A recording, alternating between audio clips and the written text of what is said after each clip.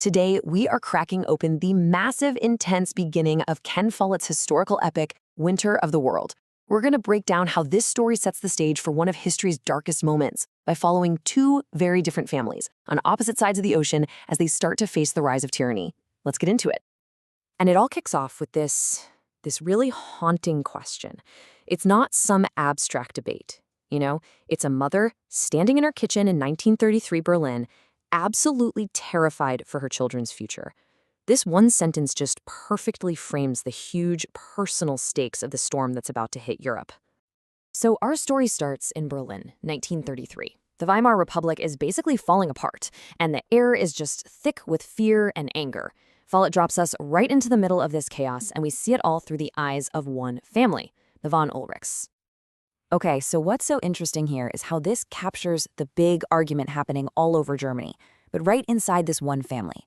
On one side, you have Walter. He's a politician, he believes in the system, he thinks he can use rational debate in parliament to keep the Nazis in check. But his wife, Maud, she's a journalist, she's sharp, and she thinks that's just dangerously naive. For her, the only way you deal with bullies like this is to expose them, to make fun of them, to show everyone they're not some unstoppable force. It's a clash between playing by the rules and outright protest, and you can just feel the clock ticking. And then, the excuse they've been waiting for arrives, the Reichstag fire. The Nazis immediately point the finger at the communists, and literally within hours, they get the president to sign an emergency decree. This timeline really shows you just how fast everything fell apart.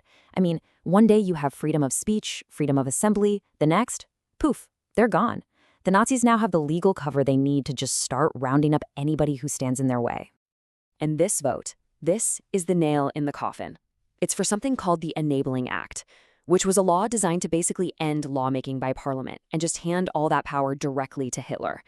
And to make sure it passed, they held the vote in an opera house, surrounded by armed stormtroopers. They were lining the halls, just staring down the politicians as they cast their votes. And the result? 444 to 94. Democracy wasn't just overthrown, it was intimidated into voting for its own execution. And those are Walter's words, the guy who believed in reason, in the system. And in that one moment, he realizes that his whole world, everything he'd been fighting for, has just been completely destroyed. It's a really devastating personal end to a whole nation's experiment with democracy. So now, let's jump across the Atlantic and see how these same themes are playing out in a totally different setting. We're in Buffalo, New York, 1935.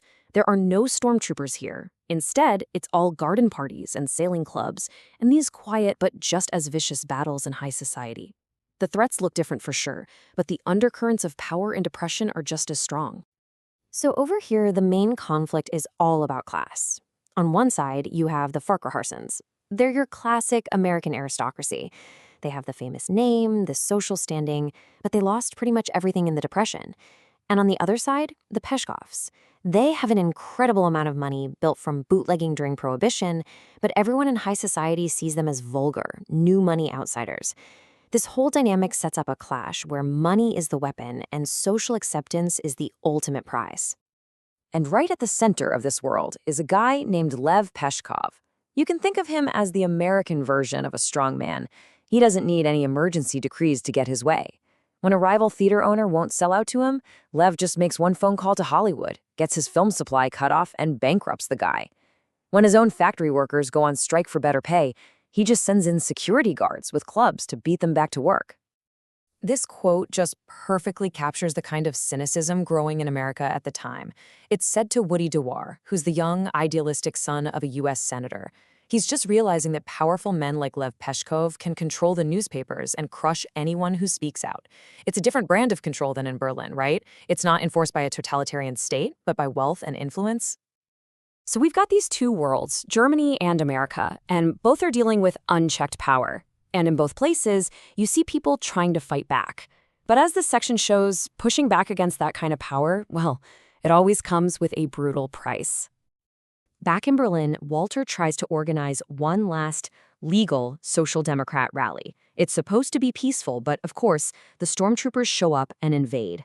And in this moment of just raw desperation, Walter, the reasonable politician, he actually tackles one of them. Other young people jump in, like a British student named Lloyd Williams, and they start fighting back with their fists, with chairs, whatever they can find.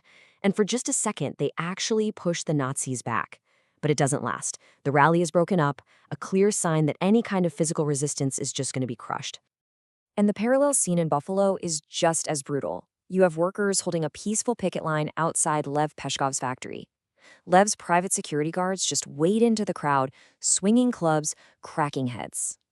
And then when the police finally show up, who do you think they arrest? The protesters, the ones who are bleeding on the ground? It's a really chilling picture of how, in this version of America, the state and big money can work together to silence people. And all this brings us to the really grim consequences. I mean, when reason doesn't work and resistance gets crushed, what's left? Follett shows us, in pretty harrowing detail, what happens when ideologies of hate and greed are just allowed to run wild, and violence becomes the main tool of control.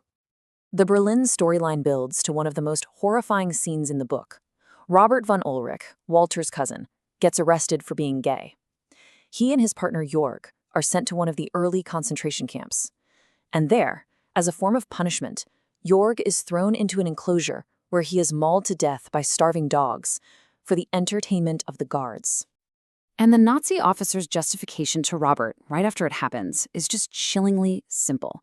His words show that this isn't just random violence. It's violence fueled by a very specific, codified hatred. It shows you how the Nazi regime turned its prejudices into these acts of unimaginable sadism, and did it all under the guise of law and order. And right here, Follett draws his sharpest contrast between these two worlds. In Berlin, that same Nazi officer forces Robert to sign over his popular restaurant for almost nothing, right after murdering his partner. The threat is obvious: sign or you're next. But in Buffalo, Lev Peshkov achieves the exact same thing, stealing a business, with a single quiet phone call. The methods couldn't be more different: brute force versus corporate force, but the result is exactly the same. The powerful take whatever they want. So after everything they've been through, the death of democracy, the state-sponsored violence, the murder of a family member, the von Ulrichs have every reason in the world to get out of Germany. They're even offered a safe place to go in London. But Maud makes the decision for the family. This is their home. These are their people. And you don't save your home by running away from it. They decide they're going to stay and fight from the inside. And that's where these opening chapters leave us. It lays out a world where all the moral lines are blurring and every single choice could mean life or death. It really forces you to ask what it means to resist when the odds feel impossible, which leads us to this final question. When you look at these characters and the insane choices they had to make, you have to ask yourself, what would I have done?